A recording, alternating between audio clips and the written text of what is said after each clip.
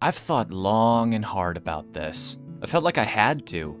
I kept telling myself, no, it's too new, don't jump to conclusions, don't heap so much praise on something that's still fresh in your mind. But 2 years later, I find myself still thinking the exact same thing I was when Undertale first came out. This is one of the best games I have ever played. The hard part about this is I can't tell you exactly why. Undertale is like Doki Doki Literature Club or Brothers: A Tale of Two Sons. It's one of those games where the less you know about it going in, the better an experience you'll have. But I also can't just say that and call it a video, so let's see how good I really am at dodging spoilers. I guess I can tell you the premise, at least. You are a human. You fall into a world full of monsters that were banished underground long ago. And luckily for you, very few of them actually want to fight.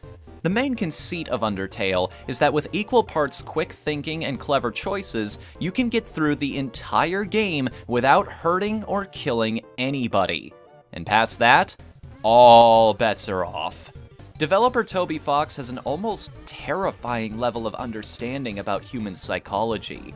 He used that to build a game that delights in surprising you and taking you off guard, of making you consider video games in a way you might not have before. Whether you realize it's happening or not, the game is dynamically reacting to you. It's tailoring itself to your playstyle in ways that become easier to appreciate the more you learn about it. The deeper you dive and the more layers you peel away, the more you come face to face with a game that understands exactly what it is and what your appearance in its world means. That level of self-awareness bleeds into every aspect of the design. It smashed the traditional turn-based combat system by turning enemy attacks into mini shmup segments. You could breeze through this whole game without taking a single point of damage if you were good enough. It understands where the fine line between explaining a story and letting the player make a story needs to be drawn. It's a game where choices matter and have long-term ramifications on everything you do moving forward. Again, in ways you may not be expecting. And it's a game that both celebrates and pokes fun at tropes from the genre it shares its very DNA with: JRPGs. Undertale is postmodernism, the video game. It feels like the next logical step, the evolution of ideas introduced to me when I was young.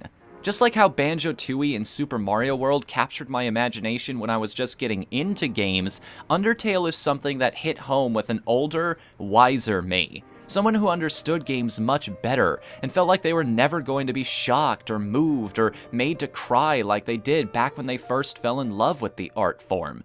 It captures that same sense of, I have no idea what's going to happen, that made games so appealing in the beginning. So if you're getting sick of me talking in vagaries this whole video, get used to it, because seeing this game unfold yourself, of actually being there and having it happen to you, is the entire point. Even the music captures this feeling. The soundtrack is full of catchy and memorable pieces that all base themselves on just a handful of melodies, thus ingraining themselves in your mind even more. And it worked. There are so many remixes and covers of these songs that Undertale is giving the Toho community a run for its money. But Toby also intentionally composed these tunes in a certain format, and drew this game the way he did in pixel art for a reason. Whereas most titles go to great lengths to create immersion through making you forget this is a game, for Undertale to work, you need to be consciously aware that you're playing a video game. It goes the opposite direction. It needs to set up that mental contrast of this is where we were and here's where we are now. It's something I feel started a trend that we're seeing more and more of these days. And honestly, I can't wait to see what we think of next.